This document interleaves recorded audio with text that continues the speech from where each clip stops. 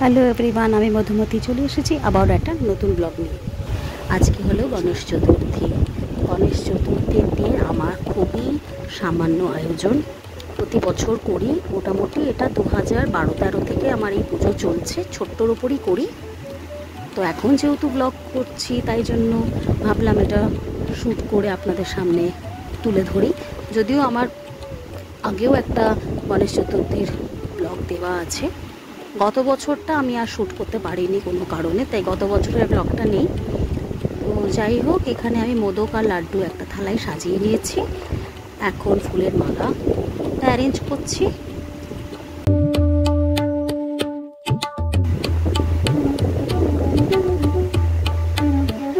এখানে আমি এবার দুব্বগুলোকে ছাড়িয়ে নিচ্ছি বেছে বেছে।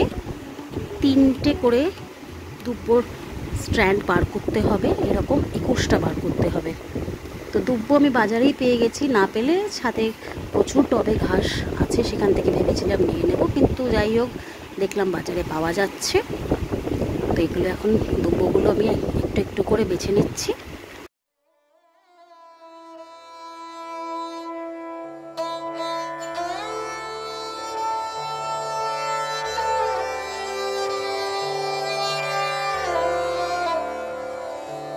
গণেশ মূর্তিটা আমার ভাইয়ের এক খুব ক্লোজ বন্ধু আমাকে গিফট করেছিল বম্বেতে। তারপর থেকেই আমি ভাবলাম যে ওনাকে একটু নিচে নামিয়ে টুলের উপর সাজিয়ে একটু পুজো করি। এটা মূর্তিটা আমি পেয়েছিলাম 2019-এ। তার আগে আমার একটা ছোট গণেশের মূর্তি কলকাতায় রাখা আছে, সেটাতেই আমি একটু লাড্ডু, মোদক, ধূপকাঠি, প্রদীপ জ্বালিয়ে অল্প করে একটু পুজো করতাম। তো 2019 থেকে আমি যেহেতু মূর্তিটা পেলাম আর কি, তারপর থেকে আমি এই পুজোটা করেছি। দুব্বো তো মাস্ট, আপনারা জানেন গণেশ পুজোতে দুব্বো মাস্ট। তো 21টা আমার দুব্বো মানে বাছা হয়ে গেছে। এবার লাল সুতো দিয়ে সেটা পেঁচিয়ে ওনাকে আমি অর্পণ করলাম। আগে পৈতেটা পরিয়ে নিলাম, এই যেখানে আমি আগে পৈতে পরিয়ে নিচ্ছি। তারপরে আমি এখন এই যে দুব্বোটা দিয়ে দিলাম, ওনাকে অর্পণ করলাম। এই মুকুটটা গতকাল আমি দেখলাম যে খুব সুন্দর বাজারে গণেশের জন্য মুকুট পাওয়া যাচ্ছে। তো ভাবলাম একটা কিনি, এই প্রথম ওনার জন্য মুকুট কেনা হলো, খুব পছন্দও হলো। মুকুটটার দাম নিয়েছে 100 টাকা। ভাবলাম তাহলে কিনে নেওয়া যাক। এখন চন্দন বেটে নিচ্ছি। এগুলো সবই আমার কলকাতা থেকে আনা, ঠাকুরের বাসন, চন্দন বাটা সব কলকাতা থেকে আমার আনা। অল্প অল্প করে প্রতি বছর একটু করে নিয়ে আসি, যেহেতু পুজো আর্চা করতে আমার ভালো লাগে। তো ভাবলাম ঠাকুরের বাসনপত্র এখানে একদমই ছিল না, তো সেই জন্য আমি সব একটু একটু করে প্রত্যেক বছর নিয়ে এসে সরস্বতী পুজো বলুন, জন্মাষ্টমী, গণেশ পুজো, এই 3টে পুজো আমি প্রতি বছরই করি। আর পাশেই যে প্রদীপটা দেখছেন, এটা আমার বিয়েতে পাওয়া মা বাবার তরফ থেকে। তো সেই পিলসুত যেটা বলে আর কি, তো ওটাও কলকাতা থেকেই নিয়ে এসেছি। তো এখানে আমি অলরেডি দেখতে পাচ্ছেন মালা পরিয়ে দিয়েছি। গণেশ দাদাকে খুব সুন্দর দেখাচ্ছে। আশা করি আপনাদেরও ভালো লাগবে আমার এই ছোট্ট প্রচেষ্টা, ছোট্ট করে সাজানো। এই যে মোদক আর লাড্ডু ওনাকে অর্পণ করে দিয়েছি। এবার একটু সিঁদুর পরিয়ে দিলাম, গণেশ পুজোর দিন তো সিঁদুরটা পরাতে হয়। আর এই মঙ্গলদ্বীপের যে বক্সটা দেখছেন, এইটা হচ্ছে ধুনো, যেটা একদম নতুন বেরিয়েছে, আমি দেখেই কিনে নিলাম। অপূর্ব সুন্দর ধুনোর একটা গন্ধ পুরো ঘরময় স্প্রেড করে, মানে ভীষণ সুন্দর, ভীষণ সুন্দর, মানে এত ভালো ধুনোর গন্ধ। আপনারাও চাইলে কিনতে পারেন, মঙ্গলদ্বীপের এটা নতুন বেরিয়েছে, লোবান কাপস। এখানে প্রদীপ আমি জ্বালিয়ে নিচ্ছি। ব্লগটা দেখতে থাকুন, আশা করি আপনাদের ভালো লাগবে।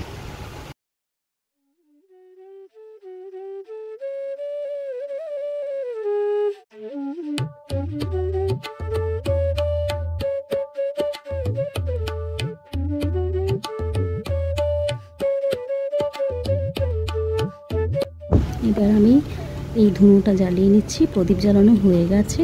অপূর্ব সুন্দর এই ধুনোর গন্ধ। আপনারা একবার বক্সটা কিনে ট্রাই করবেন।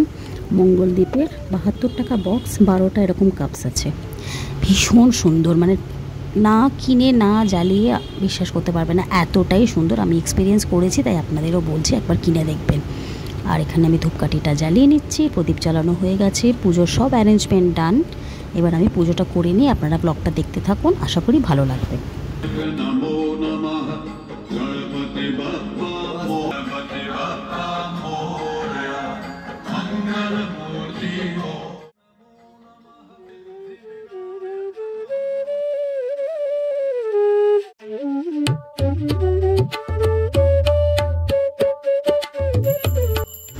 পুজো আমার শুরু হয়ে গেছে। এখানে আমি সুন্দর করে মন ভরে পুজো করে নিচ্ছি, আরতি করে নিচ্ছি। তার আগে 108 বার গণেশ মন্ত্র আমার পড়া হয়ে গেছে। যে সময়টা আমি আর শ্যুট করতে চাইনি, অ্যাকচুয়ালি মন দিয়ে পুজোটা করছিলাম বলে তখন আর ক্যামেরা অন করে ওই জিনিসটা দেখাতে আমার ইচ্ছে করছিল না। কারণ ঠাকুরকে একটু মন ভরে পুজো করতে আমার ভালো লাগে, তখন মন্ত্রটা পড়ে নিয়েছি। ওই সময় ক্যামেরা আর অন করিনি।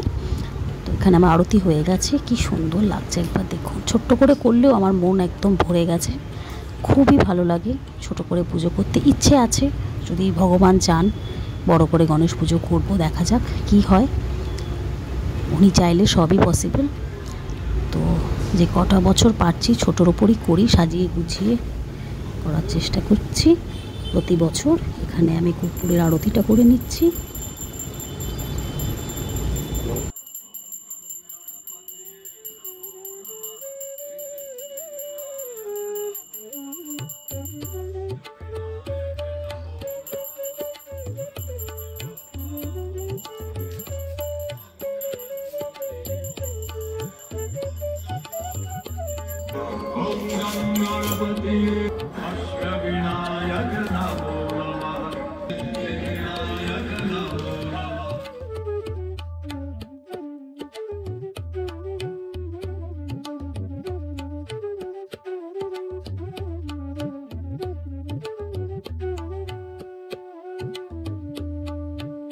এখানে আমার হাজব্যান্ড নারকোলটা ফাটিয়ে নিল।